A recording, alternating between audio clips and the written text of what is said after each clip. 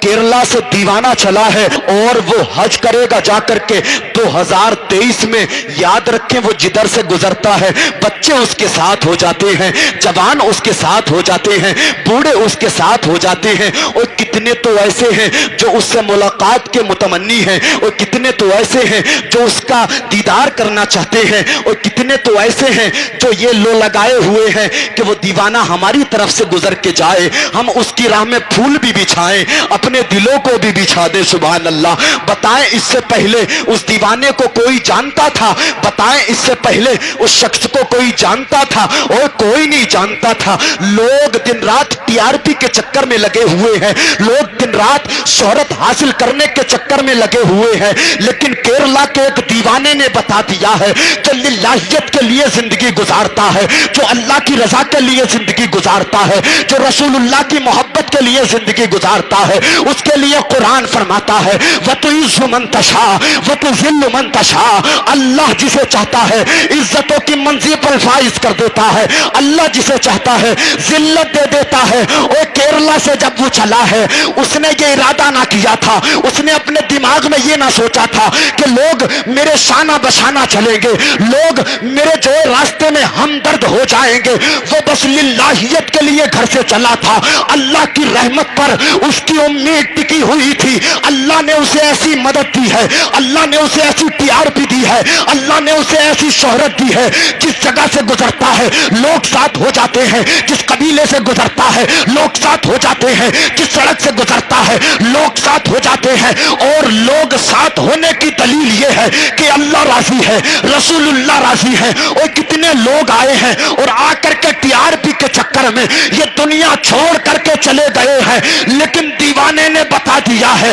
جو کام اگر للہیت کے لیے کیا جائے اللہ اس کام کو دنیا میں بھی آباد رکھتا ہے، قیامت میں بھی اجر عطا فرمائے گا۔ اور تقریباً 55 دن اس دیوانے کو چلتے ہوئے ہو گئے ہیں، متواتر وہ سفر کر رہا ہے، سفر کرتا چلا جا رہا ہے، سفر طے کرتا چلا جا رہا ہے۔ اور اپنی جسم کی پرواہ نہیں ہے، اپنے پیروں کی اپنی طاقت کی پرواہ نہیں ہے، بلکہ اس نے یہ ٹھان لیا ہے کہ مجھے مکہ جانا ہے، مجھے سعودی عرب جانا ہے، مکہ کا طواف کرنا ہے، صفا مروہ کو دیکھنا ہے، مجھے جانا ہے، مدینے کا دیدار کرنا ہے۔ یاد رکھیں جب اس نے یہ جو ارادہ کیا تو اللہ نے جو اس کی مدد فرمائی ہے، اور ایسی مدد فرمائی ہے، ایسی مدد فرمائی ہے، لوگ روک روک کر کے کہتے ہیں آج ہمارے یہاں قیام کر لے، آج ہمارے یہاں قیام کر لے، آج ہمارے یہاں قیام کر لے۔ اور اس دیوانے کو شاسن اور پرشاسن سے کہنا پڑ رہا ہے کہ لوگ میرے آڑے آ رہے ہیں،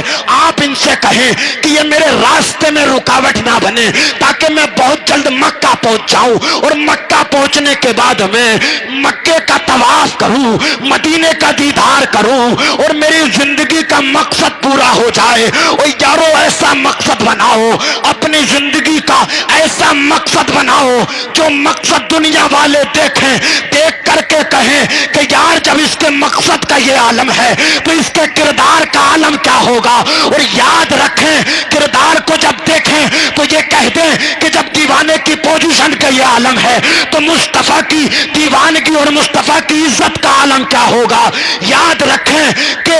جو دیوانہ اللہ رسول کی راہ میں نکل جاتا ہے اللہ اس کی دنیا و آخرت میں مدد فرمایا کرتا ہے، تو اس سے تیرے مال کا حساب لیا جائے گا۔ یاد رکھ حضرت علی کرم اللہ وجہہ الکریم ارشاد فرماتے ہیں، آپ سے ایک حدیث مروی ہے، آپ ارشاد فرماتے ہیں مدینے والے آقا نے ارشاد فرمایا جو صاحب استطاعت ہونے کے باوجود حج نہ کرے تو اللہ اس سے اس کے مال کا حساب لے گا، اللہ اس سے اس کی دولت کا حساب لے گا۔ اور اندیشہ ہے کہیں وہ یہودی ہو کر کے مرے یا جو ہے عیسائی ہو کر کے مرے، تو یار ایسے مال سے کون سا فائدہ ہے جو ایمان چھیننے کی علامت بنے؟ ایسے مال سے کون سا فائدہ ہے جس مال کی وجہ سے ایمان چھین لیا جائے، ایمان ختم ہوتا ہوا چلا جائے؟ اور یاد رکھ اگر تو صاحب استطاعت ہے ہے تو بڑے بڑے پلاٹ نہ خرید، پہلے حج کر. اور یاد رکھ